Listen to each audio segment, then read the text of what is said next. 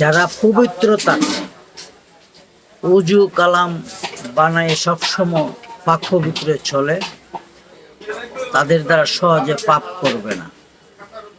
আপনার একটা কাজ করবেন, প্রত্যেক সময় যে কাজে করেন, উজু করতে উজু রাখতে অসুবিধা নাই।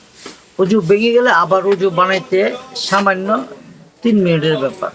শুধু মনের সার্টিফিকেট, মনটা যদি ক্লিয়ার করে রাখেন যে আমি সবসময় উজু মাধ্যমে থাকবো, আল্লাহর জিকির করব। আপনি যে কাজই করুন, আপনি ব্যবসা করুন, আপনার শ্রমজীবী কর্মজীবী রিক্সা চালক, যে কাজ করুন, উজু করে যদি সবসময় জিকিরে থাকেন, তাদের দ্বারা কখনো সহজে পাপ হবে না।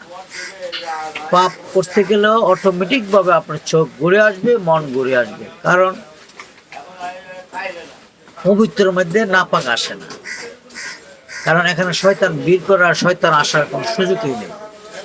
আমি প্রত্যেক ভাই বোনদেরকে বলবো, মেয়েরা আরো বেশি সুবিধা উজু করে রাখা, উজু থাকা, পবিত্র হয়ে থাকা।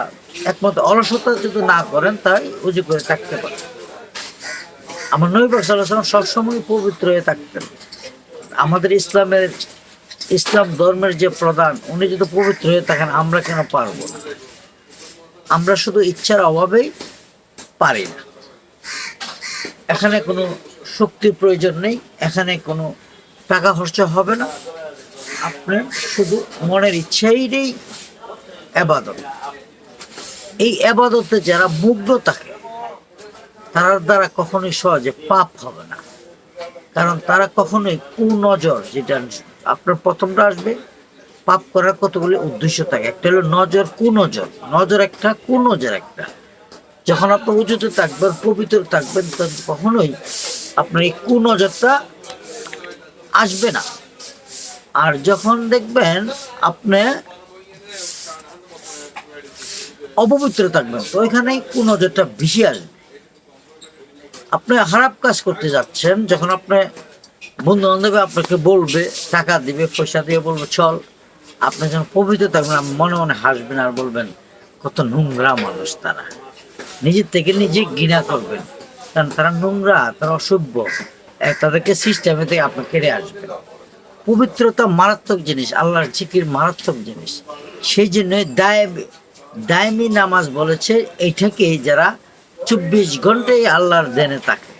আপনি রাত্রে শুইলেন, আপনি সংসার করলো, সংসারের কাজ করে আপনি আবার উজু করে আপনার আল্লাহর জিকিরে গিয়া শুয়ে ঘুম গেলেন, দেখবেন সারা রাত জিকিরেই আল্লাহ এটা কাটায় নেবে, এবং আল্লাহর কাছে এটা আপনার জিকিরে থাকবেন। সকালে উঠে জিকিরে থাকবেন, কথা বলবেন, কথার পরে শেষ হওয়ার পরে আপনি জিকিরে চলে গেলেন।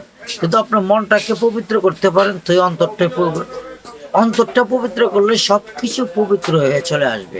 তখন আপনার আছে আর কখনো শয়তানের ভয় থাকবে না, আপনার কাছে কারণ দুশ্মনের ভয় থাকবে না, আপনার ক্ষতি কেউ করতে পারবে না। কারণ আমি এটাই জানি, যেমন আমি ছায়াকে যখন পা দেখাবো, ছায়া আমাকে পা দেখাবো। আমি একজনকে গালি দেব, সে আমাকে গালি দেবে। আমি একজনকে সম্মান করব, সে আমাকে সম্মান করবে। হয়তো কোনো জায়গায় দেখা গেল নিজের স্বার্থের জন্য কথা বলতে হয়, বা এই অন্যায়ের জন্য, তখন আপনি যতটুকু পারেন, আপনার যে পবিত্র থাকেন, আপনার উপর আল্লাহ রহমত থাকবে, আপনার কথাবার্তা খুব সুন্দর দেখাবে, এবং আপনার কথা মহামূল্যবান হবে। আপনার প্রত্যেকটা কথা তাদের অন্তরে ঢুকে যাবে। আপনারা জানেন কি না জানি না, আমি দেখছি আজ থেকে 40 বছর আগে ওয়াজ মাহফিলে আসছিল, মানুষ রাত্রে যে ওয়াজ করতো, কমসে কম 20 থেকে 15 জন মানুষ নামাজি হয়ে গিয়েছিল। কারণ আমি যদি পবিত্র থাকি, আমার মুখ পবিত্র থাকলে আমার প্রত্যেকটা বাণী আল্লাহর রহমত ঢুকে যাবে। তখন আপনি যাকেই হেদায়েত করবেন, সকল মানুষই হেদায়েত পাবেন। আপনি নিজেই না পাক, আমি যতই আরবি ভাষা বলি আর যতই আল্লাহর জিকির করি, আমি যদি অন্তরটা পরিষ্কার করতে না পারি, তা আমার মুখটা তো না পাক। সেই না পাক মুখ দিয়া কোনো কিছু বললে এটা আল্লাহ কবুল করে না। আর কতগুলি মানুষকে আল্লাহ ডাইরেক্ট দায়ুস হিসাবে যেগুলোকে কি করলেন, শিল মেরে দিলেন, তাদেরকে হেদায়েতের বার্তা দেওয়া কোনো লাভ হবে না। তাই আমি সবাইকে বলবো, সবাই পাক পবিত্র হয়ে উজুর মাধ্যমে জিকিরের মাধ্যমে দিন কাটান। সবাই ভালো থাকবেন।